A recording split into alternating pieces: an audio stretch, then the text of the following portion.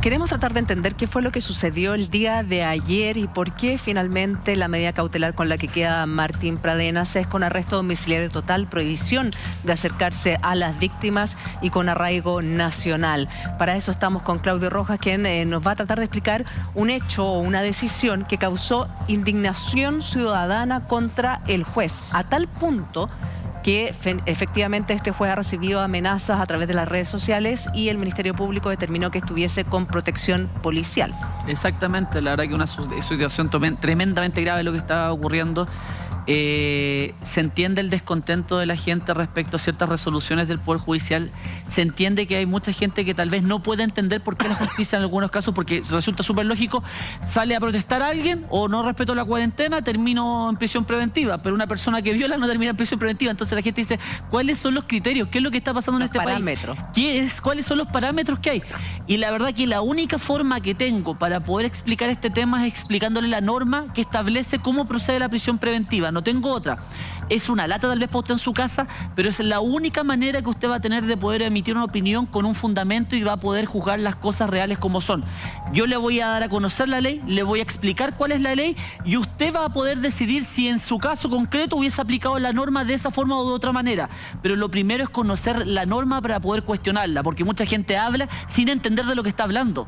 Entonces, lo básico es que tengan el marco jurídico que regula esta institución. ¿Cuál es el marco jurídico? Para eso, la única fórmula que tengo, chiquillos, es pedirle a la gente de arriba, a los grandes, a los todopoderosos de atrás, que me ayuden con el artículo 140 del Código Procesal Penal.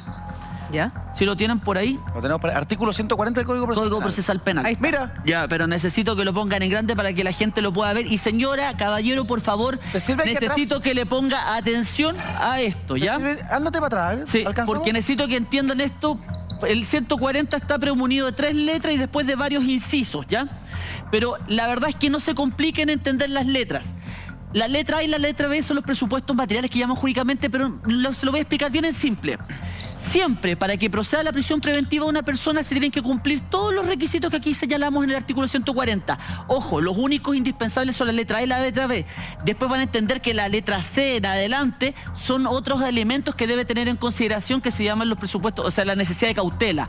Que son otros elementos que debe tener en observación el tribunal para decretar la prisión preventiva. ¿Cuál es la B? La primero es que existan antecedentes que justifiquen la existencia del delito que se investiga. Eso quiere decir que un juez lo primero que tiene que saber es que si estamos hablando de un delito de violación, tiene que tener antecedentes en la carpeta, tiene que tener fotografías, peritaje, declaraciones de testigos que le digan, hay una persona que fue violada, hay una persona que fue asaltada, hay una persona que fue muerta, tengo el cadáver con el cuchillo enterrado. Ah, se cometió un delito. Tenemos la letra A. Luego pasamos a la letra B, que existan antecedentes que permitan presumir fundadamente, ojo, presumir fundadamente. Eso que no quiere decir que esté acreditado el delito, que ya sepamos quién lo hizo, sino que solamente presumir fundadamente que el imputado ha tenido participación en el delito. Presumir fundadamente quiere decir que el juez solamente tiene que entender que a mí me huele que esta persona lo hizo, a mí me tinca que esta persona lo hizo. Claro, porque si supiera exacto que él lo hizo, lo tiene que condenar, po. Claro. No se da en este debate previo a la prisión preventiva. ¿Se entiende? Sí. Ya. Y aquí, por ejemplo, es donde el juez de garantía reclamó, la letra B, el hecho de la... ¿Se acuerdan que hay una violación? Eran 6 delitos. Sí. De los 6 delitos teníamos 2 violaciones y 4 abusos. ¿Ya? Los 4 abusos, 2 abusos se declararon prescritos, que podemos hablar de eso, que están mal declarados también la prescripción en ese caso y que también es materia de la apelación. ¿Ya? Pero está mal declarada la apelación. Pero quedaban unos abusos, una violación y la violación de Antonia. Respecto a los otros delitos, el juez lo que dijo fue que el Ministerio Público no le había acompañado antecedentes suficientes para poder establecer que estos delitos realmente se habían cometido. Tenía la declaración de una chiquilla que dijo que fue tocada o que fue abusada por el señor Pradenas, pero dijo, no tengo más antecedentes. Entonces yo no puedo dar por acreditado la letra B, o sea, que existen antecedentes que me permiten, establecer la letra A, que existen antecedentes que me permiten justificar la existencia del delito, porque el Ministerio Público no acompañó más antecedentes. Respecto al de Antonia, sí tenía los videos, tenía las declaraciones, tenía una batería de pruebas. ¿El caso de Antonia no es suficiente? Es que tranquilo, es que con un puro caso tú no puedes hacer verdad que los otros casos son ciertos. Cada caso se debe probar todas las letras. Y eso fue lo que dijo el juez. De respecto a los otros abusos y la violación no se me acompañaron antecedentes. O sea, el Ministerio Público no hizo el mismo despliegue que hizo respecto al caso de Antonia. Pero por Claudio, perdón, que la opinión pública tenga una idea de los hechos a partir de los videos, los audios, los testimonios, todo lo que sabemos. o sea, yo lo que pregunto es, ¿acaso la opinión pública sabe más que ese juez para determinar una cautelar? Es que supuestamente el Ministerio Público debería haber entregado todos esos antecedentes, no solo de lo de Antonia, que lo de la Antonia es lo que ha visto todo el mundo, sino que estamos hablando de las chicas B, A y C. Y esas chicas son las que eventualmente no se tienen mayores antecedentes respecto de lo que les pasó. Se sabe, según ella, que una declara que fue violada, otra que fue tocada a los 13 años. Se saben cosas generales, pero no hay ninguna prueba en la carpeta de investigación que permita establecer si realmente esas declaraciones son verdaderas o no. Pero por y eso... ahí es donde el juez cuestiona y dice, chuta, Ministerio Público, si tú no me entregas estos antecedentes... Pero el caso de Antonia por sí solo no constituye un delito... Que tranquilo, por el caso de Antonia es que se apeló. No, por el caso de Antonia es que se concede la cautelar de arresto domiciliario total. Pero es que ahí como que no... Es que ahí nos falta la parte de abajo, pues nos falta seguir estudiando es que para no enredar, efectivamente habían 6 casos. ¿Sí? Entonces lo que hace el juez es no lo juzga todo junto. Primero 2 los declara prescrito. Claro, y de los 4 que quedan te dicen, hay 3 que tú, Ministerio Público, no más ha entregado suficientes antecedentes para poder acreditar la existencia del delito. O sea, la letra A no se me configura. Por lo tanto, por estos 3 delitos yo no puedo decretar la prisión preventiva. ¿Qué es lo que sigue? Ya hablamos entonces que tiene que haber un delito, que tiene que haber una participación fundada. Y en la tercera comenzamos a ver la necesidad de cautela, que es que existen antecedentes calificados que permiten considerar la prisión preventiva, que es indispensable primero para el éxito de las diligencias precisas y determinadas de la investigación. Ya. Y aquí es donde muchos abogados alegaban y decían, la letra C se justifica porque Martín Pradenas lo que hizo fue destruir las fotos, borrar los videos, meter el celular, romper el celular o esconder información, mentir a las policías. Entonces decían, como él está obstaculizando la investigación, debe proceder la prisión preventiva. Y el juez, ¿se acuerdan el videito que le acabamos de poner? Dice, oye, no tengo ninguna prueba que me permita establecer que quien borró la foto fuera el señor Pradenas, claro, que quien compró el celular y lo metió fue el señor Pradenas, porque parece que dice la mamá que declaró que lo hizo. Entonces el juez dice, con los antecedentes que ustedes me han presentado, yo no tengo la prueba para poder dar por acreditada la letra C. ¿Se dan cuenta que cuando lo llevas a la realidad se pone compleja la cosa? El inciso siguiente también te dice que va a tener que ser decretado innecesariamente cuando existe sospecha grave y fundada de que el imputado pudiera obstaculizar.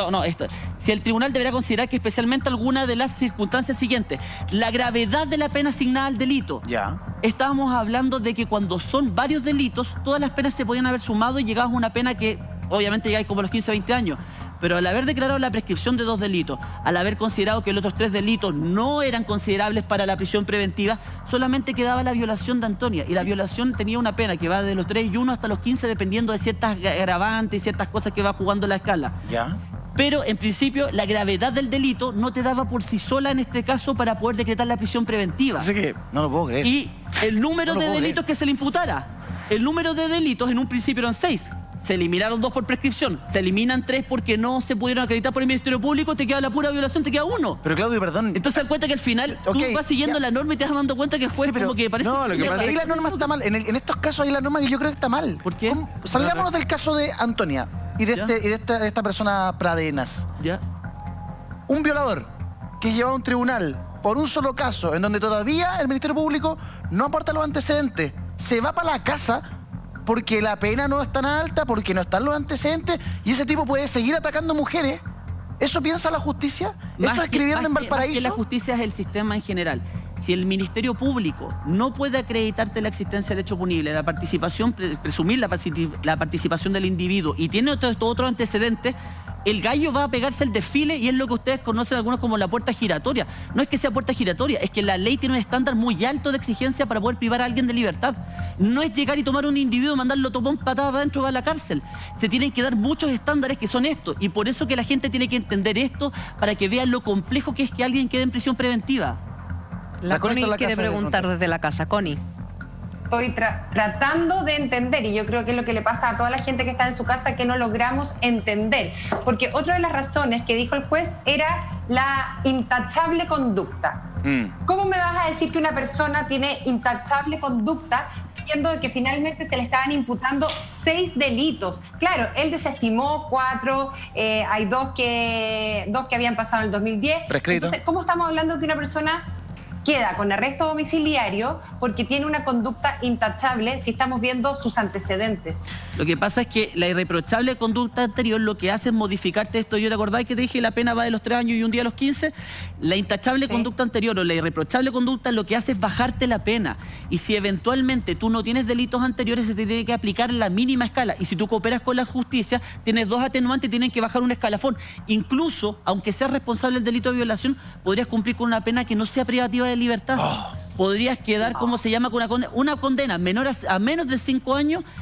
Tú puedes cumplirla firmando o puedes cumplirla con una pena alternativa. Pero ahí no te vas a la cárcel. Volvemos a la pregunta del día. ¿Se debiesen actualizar las leyes en materia de protección a la mujer? No puede ser que un violador, porque tiene los papeles limpios, porque no, una cosa es tener los papeles limpios y otra cosa es no haber hecho nada en tu vida. Es que en estricto rigor, tenga la oportunidad de volver a hacerlo. Es que en estricto rigor él no es culpable. A ver, Todavía. Uno puede, pero bueno, yo no es que esté defendiéndolo, no me interesa, y creo que el caso está lleno de unos ribetes muy crudos y dolorosos, y veo el video y yo también puedo tener un indicio de que efectivamente él lo hizo, pero en estricto rigor en Chile existe el principio de inocencia. O sea, él hoy ese señor Pradenas es, en estricto rigor, es inocente. Claro, pero el peso de la prueba cae sobre quien lo acusa. Sí, entonces, la figura es compleja porque por un lado va la arquitectura del derecho y por otra va la opinión pública con la carga y con el deseo y con el dolor profundo que causa este tipo de conductas. Ahora,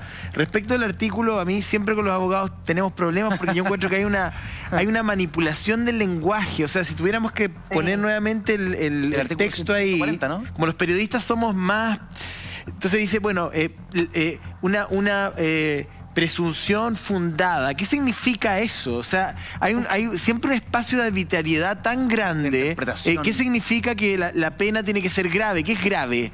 5 años, 10 años, 15 años. O sea, en ese sentido el derecho te abre el uso del lenguaje te deja como una suerte de océano donde...